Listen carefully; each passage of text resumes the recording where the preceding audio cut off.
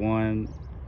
Hi everyone and welcome to GG ahead of the most exciting meeting of the year. For me it is the Dubai World Cup, 30.5 million in prize money across the 9 races. We've got a lot to get through, so I'm going to go right ahead and try and pick you some winners, and we'll start with the $12 million Dubai World Cup itself. We've got a very strong lineup, 6 Group or Grade 1 winners in there, but it could all have been over on Tuesday night because that is when the favourite Life is Good drew the 1 post, and that means he's got the shortest way around, he's got all the speed. It could just be the case that with the short run in, he's away and gone before they can catch him. But as I mentioned, strong field, he's got some very smart Americans in there up against him, and if there is a chink in his armour, maybe Hot Rod Charlie, who's trained here, who's a winner on this track over the 1900 metres, can exploit it. He's definitely second best for me.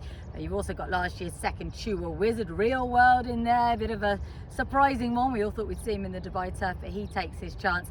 And we've got Midnight Bourbon and of course Country Grammar, who ran a great race in the Saudi Cup as well. But for me, Life is Good should just be too good in the big one.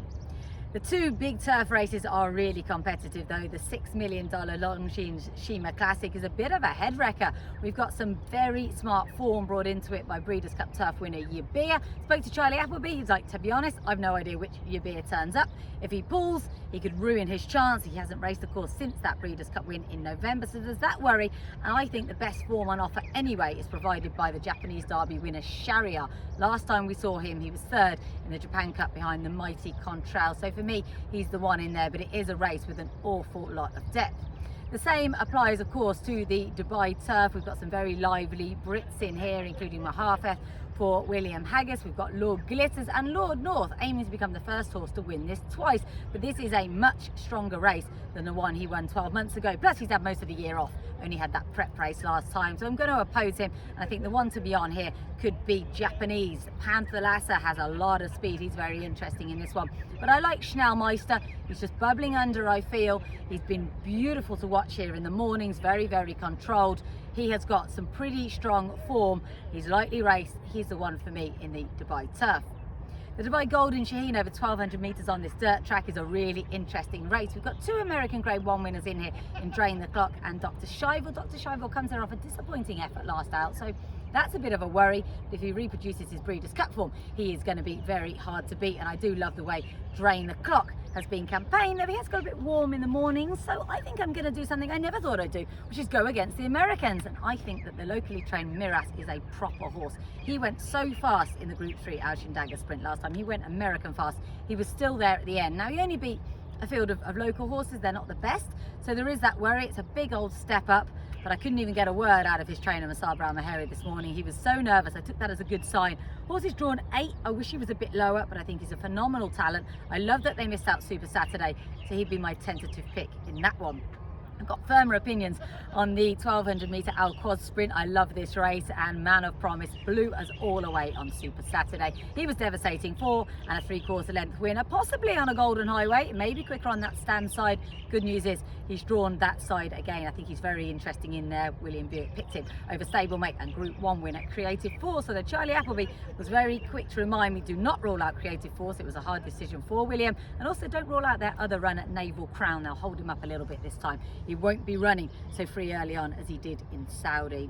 Also got a couple of really interesting French runners in there, Suessa, and I think in particular Bernale could be overpriced, so they might be each way selections.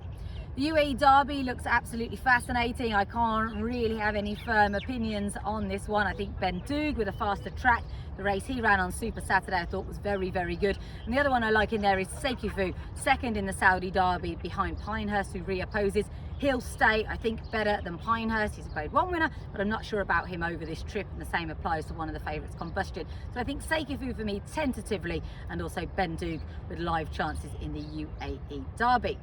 We've also got the Group 2 Godolphin Mile, brilliant race, and it's going to be very tricky, and indeed it has been for jockey Tygo O'Shea to decide between Secret Ambition and the young pretender Alnaford from the same stable. He went to Alnaford, but Secret Ambition won it last year, largely due to, I thought, a good ride by Tig, but they're drawn in 2 and 3. It's going to be a lot to do with who wins the start. I think Secret Ambition is still the one to be with this year. Antonio Fresu rides in, that's certainly not a bad thing. I think he's fascinating. I'll also give you Mubaka at a bigger price. If you watch his run in the prep, wider than all of the principals, I think he's very live indeed in there. The Group 2 Gold Cup, everyone's banker is Manobo. Charlie Appleby said he's the best of the night for him. I've gone through the race, I've tried to take him on. He's the class. I think he's probably going to win. A few interesting ones in there. Baron Samad, he's probably got the second best form. Of course, a Grade 2 winner over at Belmont. But for me, I'm not about to take on the hot pot there in Manobo. Dubai Kahala Classic, very keen on RB Rich Like Me. He's been my favourite Arabian all season. He's drawn the rail. I was over in Saudi. It was heartbreaking watching them hunt him. They were always going to get him. I feel that Adju Devreen knew his chance had gone for first or second. I feel he looked after him a little bit. The horse came back in, barely blowing. They tell me he's done really, really well since then. I cannot oppose RB Rich Like Me in the Kahala Classic. So that's it, the Dubai World Cup 2022. Enjoy it and good luck with your picks.